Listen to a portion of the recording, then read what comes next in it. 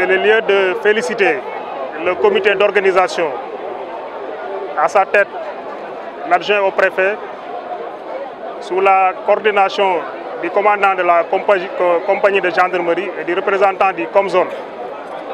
Mais aussi féliciter tous les membres du comité qui ont accompagné l'organisation de cette activité.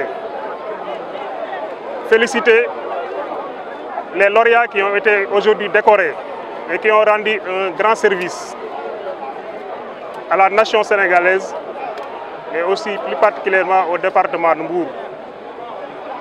Un sentiment aussi de satisfaction, ce qui me permet de remercier tous les partenaires qui ont contribué à la réalisation de cette très belle fête.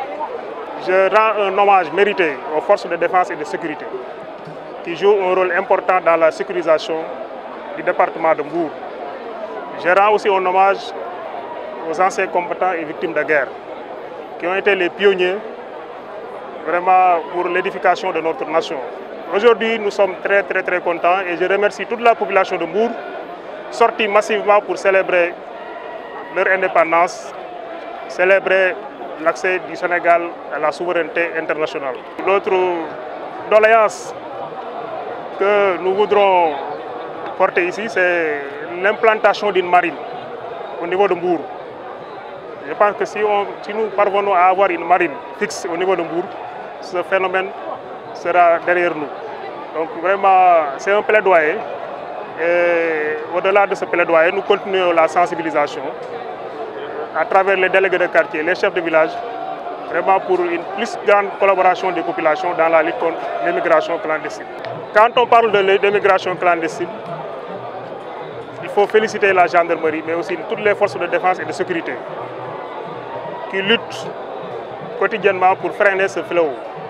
Je voudrais vous dire que de janvier 2025 à aujourd'hui, la gendarmerie, avec l'aide des autres services, donc, a intercepté au moins 500 personnes qui étaient candidats à l'immigration.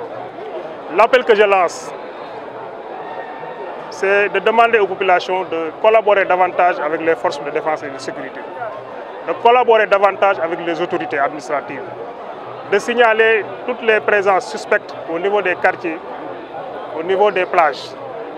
Parce que souvent, le modus operandi, c'est les maisons abandonnées, ou bien ils louent des maisons. Donc, nous demandons aux populations, s'ils observent quand même ces phénomènes, de les signaler aux forces de défense et de sécurité.